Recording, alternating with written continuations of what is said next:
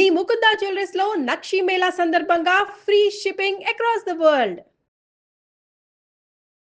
జై శ్రీకృష్ణ. ఆండాల్ తిరువడిగళే శరణం. ఇలా కళ్ళు మూసి తెరిచేలోగా 24వ రోజుకు వచ్చేసేసాం మనం.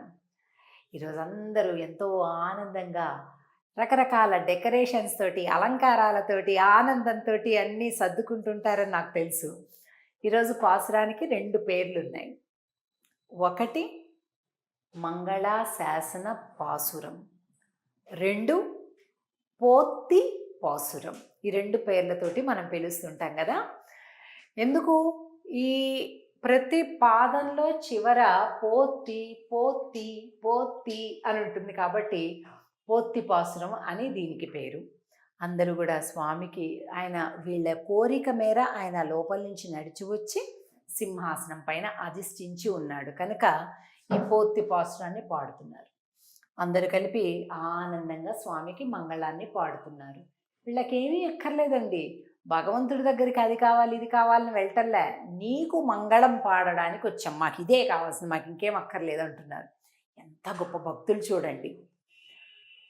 அன்றி இவ்வுலகம் அளந்தாய் அடில் போத்தி சென்றங்கு தென்னிலங்கை செத்தாய் திரள் போத்தி பொன்றச் செகடம் ஊதைத்தாய் புகழ் போத்தி கன்று குணிலா வெறிந்தாய் கழல் போத்தி கன்று குடையா வெடுத்தாய் குணம் போத்தி வென்று பகை கெடுக்கும் நின் கையில் வேல் போத்தி என்றென்று உன் சேவகமே ஏத்திப்பறை கொள்வான் இன்று யாம் வந்தோம்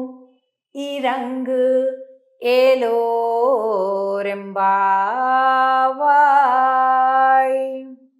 ఇంకోండి, ఈ పాసురాన్ని పోత్తి పాసురం అలాగే మంగళాశాసన పాసురం అని అంటాం.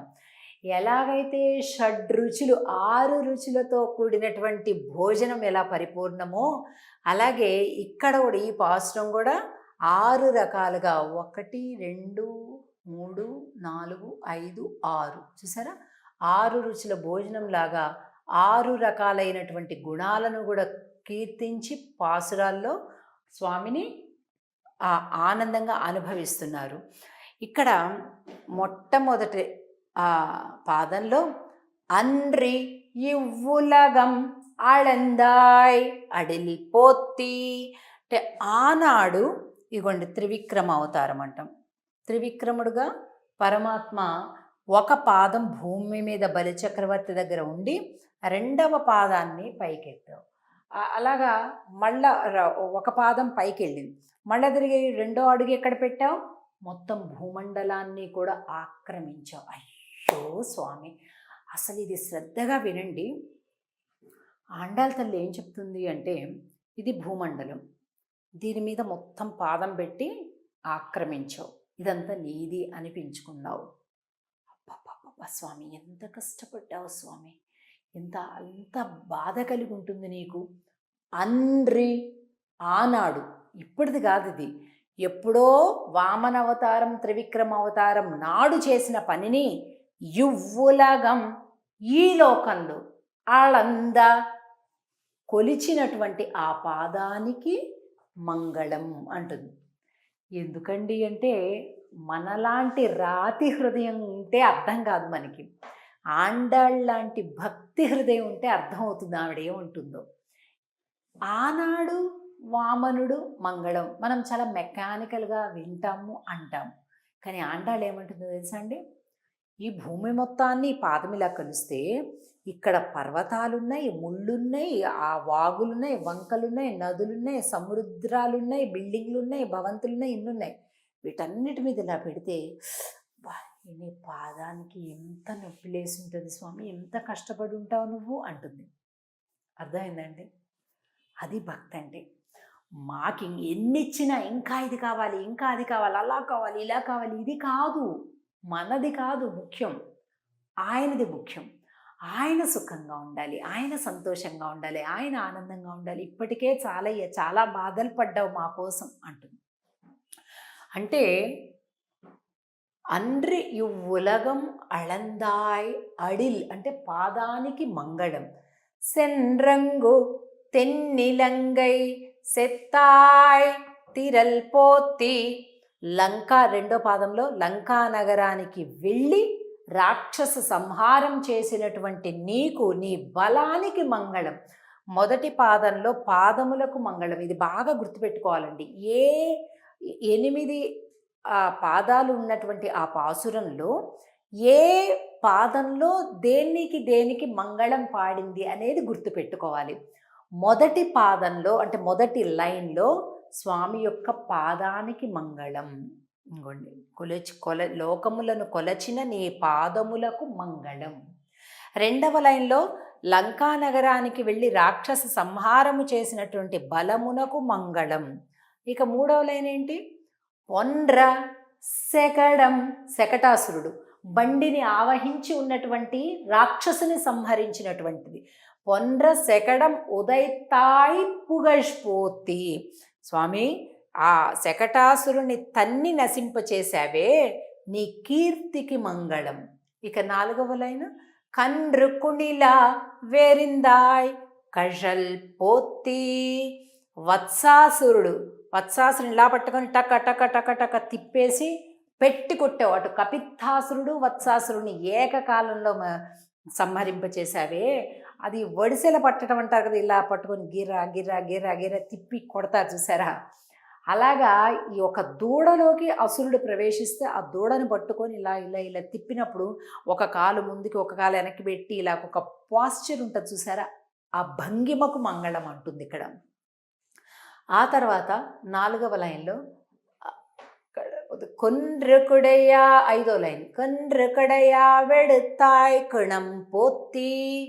గోవర్ధన పర్వతాన్ని ఎత్తి పట్టి అందరినీ కాపాడావే, అటు గోవులని గోప బాలకుల్ని అందరినీ కాపాడావే.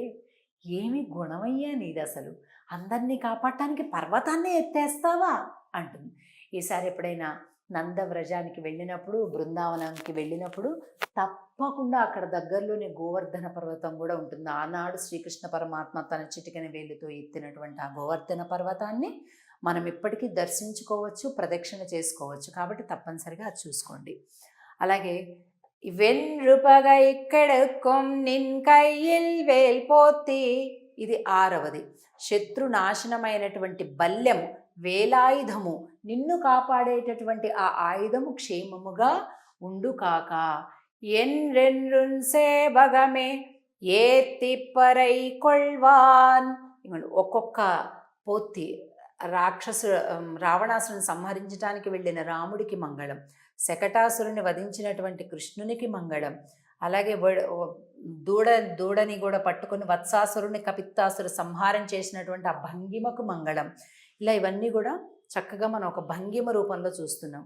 అలాగే గోవర్ధన పర్వతాన్ని పట్టుకున్నటువంటి నీ గుణానికి మంగళం అంటూ స్వామికి అందరూ మంగళ హారతలు ఇస్తున్నారు. అసలు ఈ 24వ పాశ్రం, 24వ సంఖ్య ఎలా గొప్పది అనేటటువంటిది ఇదిగో మనం ఇన్ని నామాలతోటి మనం చేస్తున్నాం. ఈ 24వ పాశ్రంలో అందరూ కూడా కలిపి ఇలాగ స్వామికి సింహాసనం పైన అధిరోహింపచేసి మంగళ ఆశీర్వాదాలు ఇస్తున్నారు.